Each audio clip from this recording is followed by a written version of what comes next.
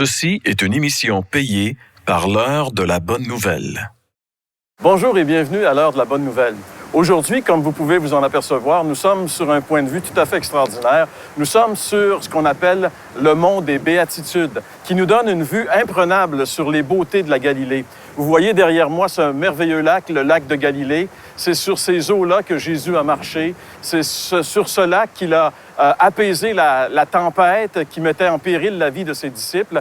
Si vous regardez un petit peu plus dans cette direction, vous allez apercevoir tout au fond une espèce de structure qui ressemble à un volcan. C'est effectivement un volcan. C'est le seul volcan en Israël. C'est les cornes de Hittim, là où a eu lieu une bataille hippique entre les musulmans et les chrétiens, les croisés, à l'époque des croisades. Donc, c'est un lieu qui regorge de ressources tout à fait incroyables, de beauté naturelle. Mais ce qui est le plus intéressant, c'est qu'ici, sur le mont des Béatitudes, Jésus, un jour, a prêché le plus merveilleux et le plus révolutionnaire de tous les messages, ce qu'on appelle le sermon sur la montagne. Et aujourd'hui, c'est notre sujet. Demeurez avec nous, on parle du sermon sur la montagne.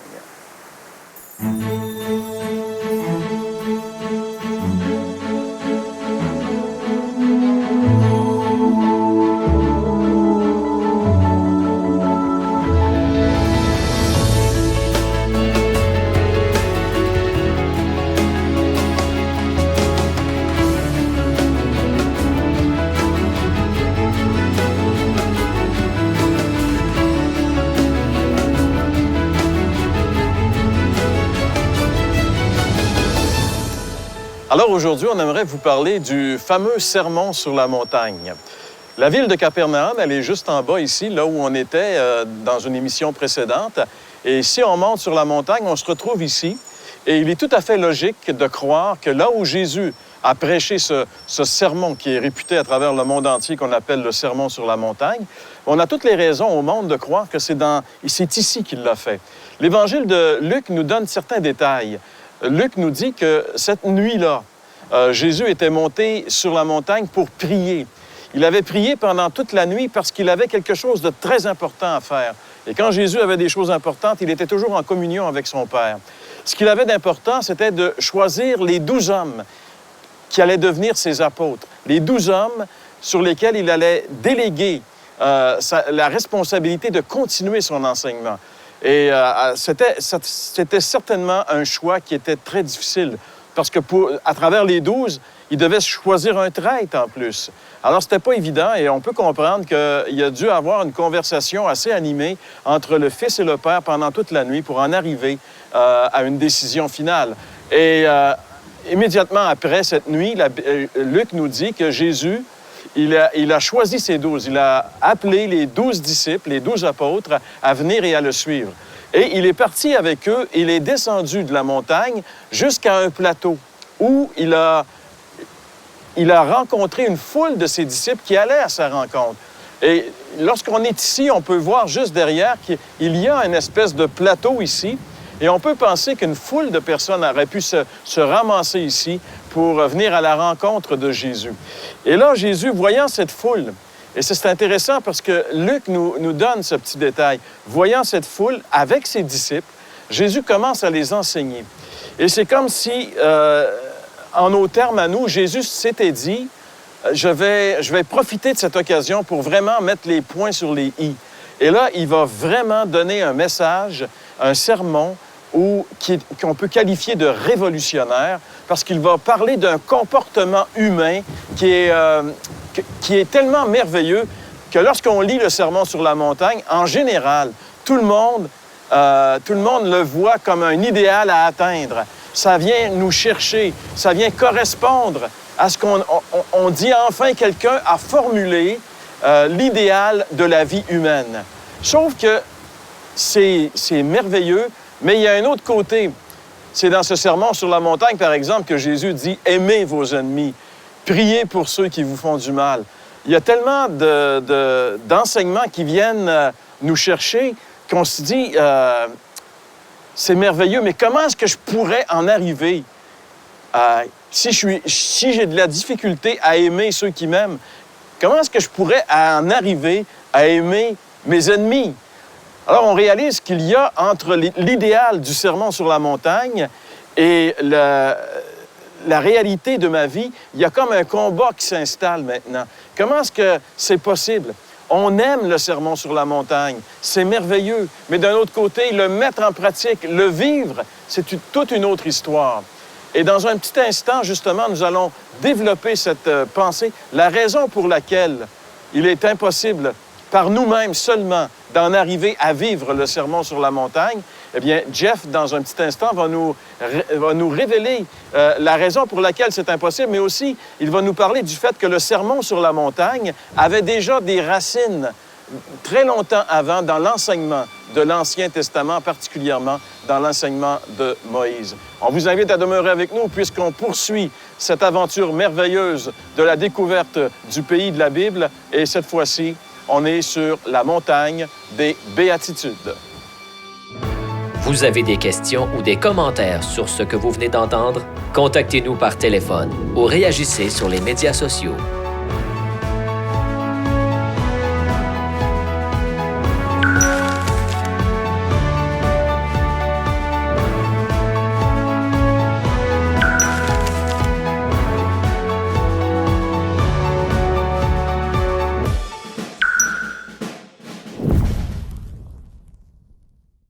Donc, on a choisi ce lieu parce qu'on est sorti de Capernaum. On est sur le lieu où on appelle le Sermon sur la montagne. Jésus avait passé sa soirée ici, la nuit. Et le texte se trouve, si vous voulez le lire, dans Matthieu, chapitre 5, 6 et 7. Dans ce texte, c'est pas du judaïsme amélioré. C'est pas une formule où Jésus va dire, écoutez les gars, je vais vous donner la loi arrangée différemment. Là. C'était vraiment pour montrer le cœur même de la loi que Dieu avait donné plus de 1000 ans auparavant à un homme appelé Moïse, qui a reçu les fameux 10 commandements sur le Sinaï, qui est vers le sud du pays ici. Et dans ces 10 commandements, plus les 600 autres, il y a même 603 autres commandements, c'était pour révéler une chose. La loi qui est écrite dans le cœur de tous les hommes va finalement nous faire aimer le bien. Tout le monde aspire au bien, même si on échoue, même si on est rebelle, c'est qu'on aspire quand même à un bien qu'on n'arrive pas à atteindre. Et ce bien, il est décrit par la loi qui est écrite dans nos cœurs. Maintenant, Dieu le fait écrire sur des pierres, et Jésus a repris cette même loi, et là, il a donné le sens parce qu'on essaie de la domestiquer, la loi. Comme on arrive à domestiquer les animaux, on veut rendre ça viable. Comment je peux la vivre, cette loi-là? Comment je peux la rendre, justement, comme un animal domestique dans la maison qui m'obéit à moi plutôt que moi à la loi? Jésus a repris cette loi qu'on a essayé de domestiquer, en d'autres mots, la rendre viable, pour montrer qu'elle est supposée de révéler qu'on est mort, qu'on est séparé de Dieu. Elle est supposée de révéler le problème. Elle ne règle pas le problème. Alors Jésus prend cette loi de Moïse, il prend quelques commandements seulement. Un qui est assez connu, c'est sur la convoitise. Par exemple, de ne pas faire d'adultère. C'est une chose de ne pas faire d'adultère. C'est bien, tu sais, que si quelqu'un a été fidèle toute sa vie, tout le monde est content, c'est merveilleux, c'est très bien. Puis en passant, on vous encourage de l'être, là. Mais le problème, c'est que la meilleure illustration que je peux vous donner, c'est comme avoir mal au cœur, puis de ne pas vouloir le montrer à personne. Tu te serres les dents, tu as le goût de vomir, le vomi s'en vient, ça rentre dans la bouche, tu ravales tout ça, il y a une petite goutte qui sort, c'est tout. Et puis là, tu dis, j'ai pas vomi, j'ai pas manifesté de symptômes. Donc, Jésus voulait dire, non pas vomissez, mais que si tu as ces symptômes, c'est que tu es malade. Et la loi a révélé que tout le monde convoite. Tout le monde est en colère contre ceux qui ne nous aiment pas. Et comme il a été dit précédemment, même nos amis, on a de la difficulté à les aimer. Imaginez le commandement de prier et d'aimer nos ennemis. Donc, le but de la loi, c'était pas de dire, écoutez, Jésus va venir, il va changer un peu les commandements, il va rendre ça plus viable. Le but de la loi, c'est de montrer qu'on est séparé de Dieu. Le but de la loi, c'est vrai que ça freine le mal. Je peux fermer ma bouche, serrer mes dents, c'est vrai. Mais ça ne réglera pas mon problème qui me rend malade. Quand le Seigneur, finalement, va révéler le problème, ça va nous tuer, ça va nous condamner, ça va signer notre arrêt de mort. C'est pour ça qu'on n'aime pas, bizarrement, c'est comme un paradoxe, on aime entendre la loi, son idéal, parce qu'on le recherche, et en même temps, on fuit cet idéal parce qu'il y a quelque chose d'autre dans nous qui rend manifeste que j'ai beau aimer la loi, il y a quelque chose qui la contredit en moi, la loi. J'ai beau prendre une résolution de passer plus de temps avec mes enfants, d'être fidèle, je sais pas moi, de payer mes impôts. Mais si je pouvais éviter, je le ferais donc. Donc, il y a 2 mois, on dirait. Il y a un mois qui est idéal, il y a un mois qui veut, puis il y a un autre mois, il y a une autre partie de moi qui dit « Ah non, non, non ». Et si ce paradoxe-là devient évident, c'est pas que vous n'êtes pas normal, au contraire, vous montrez que vous êtes dans la norme, mais la norme du pécheur. Et c'est pour des pécheurs que Jésus-Christ est venu sur terre. Et c'est pour ça qu'ici, il a voulu enlever le fardeau aux gens de dire « Écoutez, cette loi va vous tuer, mais moi, je suis venu vous amener la vie. » C'est pas la loi qui va vous donner la vie. La loi va vous donner la mort. Mais craignez pas. Laissez cette loi vous amener à votre condamnation. Moi, je la prends. Moi, je vous donne la vie en échange. Ma vie, ma justice. Et on va voir, après la pause, comment finalement cette vie peut venir en nous. Comment la vraie vie que Jésus donne nous délivre de la loi qui nous amène à la mort. Vous avez des questions ou des commentaires sur ce que vous venez d'entendre? Contactez-nous par téléphone ou réagissez sur les médias sociaux.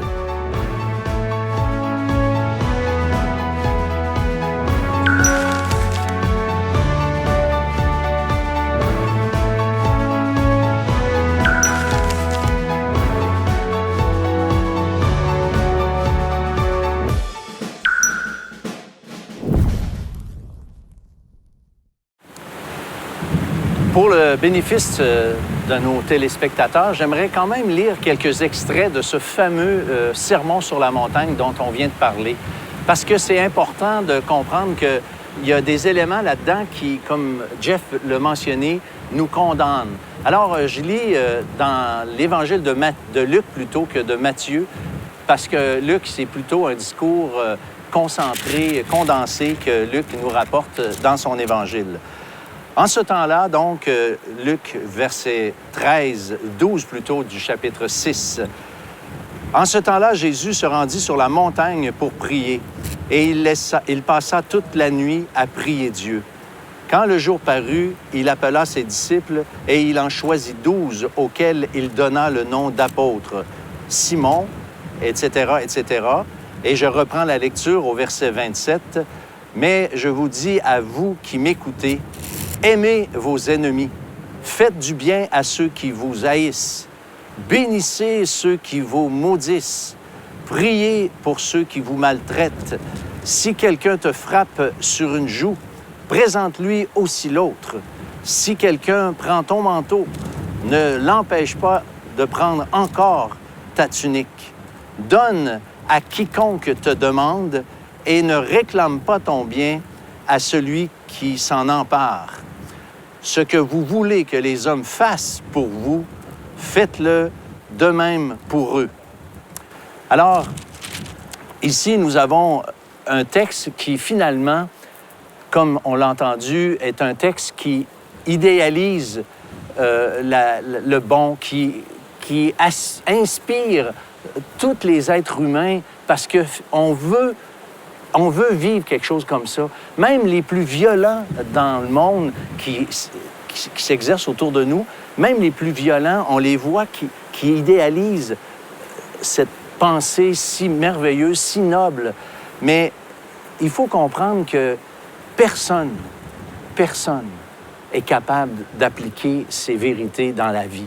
On aurait envie, mais on n'a pas la possibilité, on n'a pas cette capacité de le faire. Et même l'apôtre Paul, dans son épître aux Romains, le chapitre 7, dit « Je sais que le bien n'habite pas en moi. J'ai le désir de faire le bien, mais le mal est attaché à moi. » Alors, c'est comme ça qu'on doit vraiment réaliser que c'est la parole de Dieu, ce discours sur la montagne, est quelque chose qui nous condamne exactement comme la loi de Dieu nous condamne. Si on regarde les 10 commandements, certains pensent que c'est un idéal humain, mais pour de vrai, c'est pas possible de l'accomplir. Et la loi, comme ça a été dit, a été donnée pour que nous puissions réaliser notre condamnation. Mais par contre, dans ce même discours, vers la fin, dans l'Évangile de Matthieu, cette fois, le chapitre 7, là, on voit Jésus qui fait comme une conclusion, puis il dit « Entrez par la porte étroite, car large est la porte, resserré le chemin qui mène à la vie, et peu sont ceux qui le trouvent. Alors, le Seigneur nous invite d'abandonner cette façon de faire, de tout le temps vouloir essayer de performer pour plaire à Dieu, performer pour être satisfait, pour avoir une paix. Ce n'est pas le chemin que le Seigneur nous invite. Le chemin dans lequel le Seigneur nous invite est un chemin étroit et qui se confie sur ce que le Christ a accompli sur la croix du Calvaire. Ce n'est donc pas nous qui devons performer, c'est Christ lui-même qui a performé pour nous. Il a vécu une vie sainte, une vie parfaite aux yeux de Dieu. Un jour, le ciel s'est ouvert pour dire « Celui-ci est mon Fils bien-aimé, en qui je prends plaisir. » Alors, ce Christ, ce Jésus qui était parfait, a plu à Dieu et qu'à la fin de sa vie, on sait qu'il a été crucifié. Mais la raison pour laquelle il a été crucifié, ce n'est pas que la haine des hommes envers lui, mais c'est surtout le plan de Dieu qui s'est accompli, parce que le Christ, innocent qu'il était, a donné sa vie pour nous, les pécheurs. Et la loi, les 10 commandements de Moïse, que la loi ou ce principe qu'on retrouve dans les béatitudes, sont des éléments qui nous amènent, j'allais dire, nul autre endroit qu'au pied de la croix. Et c'est là, exactement là, que nous devons nous trouver. Et c'est là que je vous invite à aller, vous qui écoutez maintenant, parce que c'est le seul endroit qui peut nous donner la paix. C'est le seul endroit qui peut nous rassasier vraiment, parce que c'est la chose que Dieu a faite pour chacun d'entre nous, c'est-à-dire Christ mort pour nos péchés afin que nous puissions avoir la vie. C'est l'invitation que Dieu vous fait aujourd'hui. Abandonnez toute idée autre, puis venez à lui tel que vous êtes, dans ce sentiment total peut-être de culpabilité. Peut-être que cette loi de Dieu vous pèse dessus. Peut-être que ce sermon sur la montagne est un idéal que vous reconnaissez être tout à fait incapable d'accomplir. Mais en cela, vous avez absolument raison. Et c'est cette idée qu'il faut maintenant abandonner pour se tourner vers Jésus, qui, lui, a payé de sa vie et qui veut vous donner sa paix.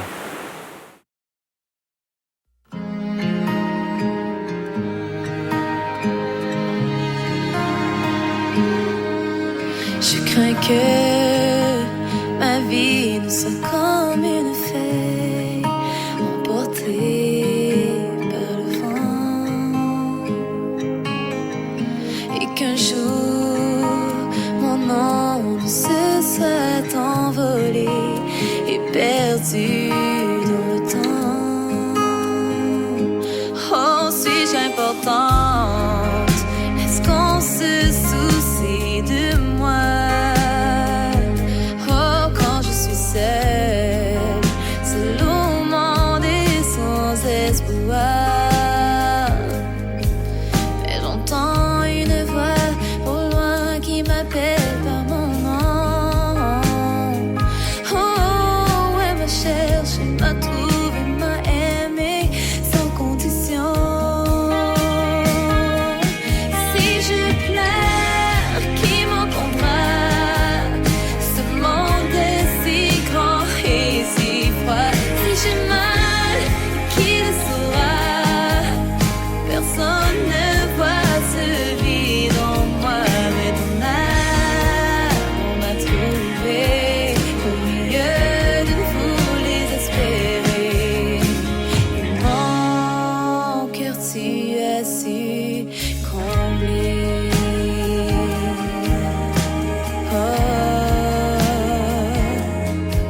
Superficielle, c'est l'apparence qui protège la fragilité de mon cœur. Au plus profond se cache une âme sincère, une beauté intérieure, besoin d'être aimé, malgré mes torts et mes manquements. Mais tu me rassures en m'affirmant je t'aime tant. Si je pleure, qui m'entendra? Ce monde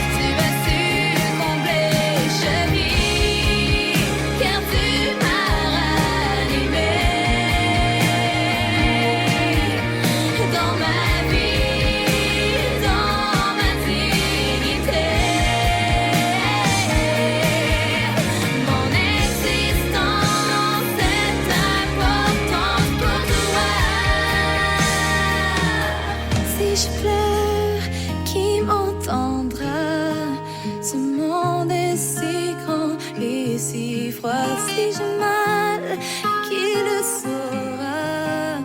Personne ne voit ce vide en moi.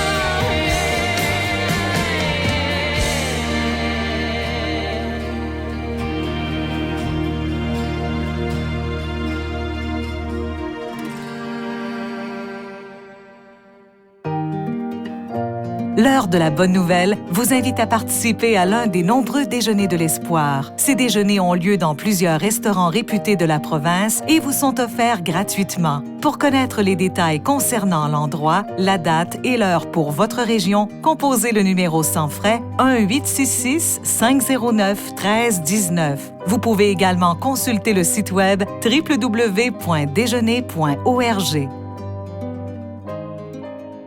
La série complète sera disponible sur DVD dès la fin de la saison. Pour commander, écrivez-nous à l'heure de la bonne nouvelle, casier postal 26006, Trois-Rivières, Québec, G8Y7M1. Vous pouvez également le faire par courrier électronique à info@hbn.ca. Eh bien, Jeff, je pense qu'à ce moment-ci, ça serait peut-être bien de remercier le ministère du Tourisme israélien qui nous invite comme ça pour venir tourner nos émissions ici en Israël. Et cette fois-ci, notre thème de notre série, c'est de découvrir ensemble le pays de la Bible. Israël, c'est vraiment le pays de la Bible. C'est ici que tous ces événements que les gens qui lisent la Bible, auxquels les gens qui lisent la Bible sont confrontés régulièrement, c'est ici que ça s'est passé. Donc, ça s'est passé dans le temps et à un endroit précis. Et venir ici, en réalité, c'est merveilleux. Mais il y a peut-être aussi d'autres côtés qu'on aimerait souligner qui risquent de heurter les gens qui voudraient venir en Israël, par exemple. Oui, comme tu dis, c'est quelque chose de... C'est un privilège de pouvoir venir, d'abord. Et puis, c'est l'histoire de l'humanité. C'est le plus grand dénouement, finalement, dans l'histoire de l'humanité. Tout s'est joué ici, en Israël. Tu sais, quand tu y penses, c'est quand même incroyable. Et en même temps, j'ai l'impression que le petit qu'il faut faire attention, d'abord, les sites, les lieux, c'est « on pense que ». On n'est pas sûr, là, mais c'est approximatif. Parce que c'est pas un grand pays. Comme on voit la région ici, Capernaum est en bas, le Sermon sur la montagne, c'est sûrement fait à peu près dans cette région. Ici, il y a des montagnes un peu partout. Le point, c'est que...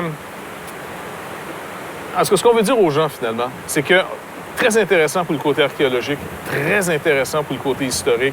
Les guides qui nous ont été toujours fournis, entre autres Moshe aujourd'hui, qui est avec nous, qui a été fourni par le ministère du Tourisme, c'est des gens qui ont une bonne connaissance et de l'Ancien Testament, du Nouveau Testament. C'est des gens avec une discipline de recherche intéressante. Fait que là, c'est sûr, on est bien gâtés. Le côté plus religieux peut peut-être décevoir certains. Pour ma part, c'est pas nécessairement ma tasse de thé, là. Je pense ni la tienne, mais... Mais ça, c'est le côté peut-être un petit peu... j'ai l'impression qu'on perd là parce que le Seigneur Jésus-Christ n'est pas venu établir une nouvelle religion. Il est venu rétablir la relation avec Dieu qui va découler dans notre vie tous les jours normale. Nos rassemblements, au fond, c'est plus dans des lieux sacrés. Il n'y a aucun lieu sacré en Israël. Jésus lui-même le dit. Les villes qu'on a visitées, qu'on a montrées, le Seigneur lui-même a dit, maintenant tu as été visité, pense pas que ça va t'élever au ciel. Il n'y a rien de particulier qui va t'arriver, au contraire même, parce que tu n'as pas voulu reconnaître le moment que je t'ai visité. On se rappelle qu'un peu plus dans cette région, c'est vers le nord ici, en Samarie, quand Jésus a rencontré la Samaritaine, et puis même là, c'est sur notre montagne qu'on adore, vous les Juifs, vous dites, c'est à Jérusalem, il faut adorer.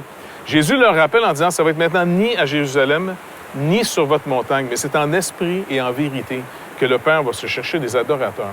Donc ça veut dire que les lieux, c'est des lieux pour nous rappeler, c'est des lieux d'instruction, c'est des lieux qui vont confirmer que notre foi, ça ne monte pas dans un mythe, c'est une réalité. Jésus est venu vraiment dans une vraie vie, la nôtre. Il n'a pas méprisé ce qu'il a créé. Il n'a pas méprisé notre vie humaine. Nous, on cherche peut-être à la fuir de toutes sortes de manières, dont la religion. Mais lui, il est venu nous ramener sur terre en disant, non, non, je vous donne la vie pour vous ressusciter. Si, pour prendre juste une expression chrétienne, quand on meurt, nous, les chrétiens aujourd'hui, on croit qu'on va être amené dans la présence de Dieu, dans l'attente de la résurrection, pour venir vivre notre vie de ressusciter sur une nouvelle terre et de nouveaux cieux, où là, on va habiter la justice pour toujours. Maintenant, dans notre condition humaine, c'est très évident que Jésus-Christ, son règne est arrivé, mais dans un monde en rébellion contre lui. On est dans le psaume 2 un peu là. Mais en réalité, on peut dire que l'homme demeure toujours le même. Oui. Ce qu'on a fait ici de certains lieux, de certains endroits où on est presque certain que c'est là que se sont passés les événements, on a un peu sanctifié ces lieux-là, finalement, et puis les religions se les ont appropriés. Et aujourd'hui, en réalité, c'est comme si c'était à eux. Ils font la loi là-dessus. Et en réalité, c'est plus la liberté du temps de Jésus. Il faut que les gens sachent cette chose-là. Oui, s'ils viennent en Israël, il ne faut pas être déçus parce que le reste, c'est tellement fantastique à découvrir. C'est tellement instructif. Il ne faudrait pas que le côté religieux soit trop décevant pour les gens. Fait qu'on aime mieux les avertir pour dire, écoutez. Et puis le problème avec l'histoire de la religion encore, peut-être on peut le dire, avez-vous remarqué qu'on pense de Jésus qui sauve des gens, qui fait de ces gens-là, on a l'expression d'être appelé par l'apôtre Pierre, des pierres vivantes. Et le Seigneur bâtit son Église par des humains qu'il sauve. Nous, religieusement parlant, qu'est-ce qu'on fait? On oublie les êtres humains, on sacre, on sanctifie des bâtiments. Sanctifie des bâtiments et des lieux, et c'est ça qui devient sacré. Et là, les gens viennent et ils perdent leur dignité souvent là-dedans, et c'est pas la volonté de Dieu. Ça, honnêtement, c'est pas la volonté de Dieu. La volonté de Dieu, c'est venez, si vous avez les moyens, vous êtes libre de venir, il n'y a pas de problème, c'est venez, que les pierres vous racontent l'histoire à nouveau, que les lieux vous racontent que Dieu est venu dans une vraie vie, la nôtre, sur la planète Terre. Et c'est pas un mythe, c'est une réalité. Et puis on peut la mesurer dans le temps, jusqu'à aujourd'hui. Merci beaucoup, Jeff, pour ces précisions. Merci, François, également, pour votre participation à l'émission. Bien, nous, on poursuit justement notre périple à travers le pays de la Bible. Et la semaine prochaine, on se retrouve dans un autre endroit de ce pays merveilleux qu'est Israël.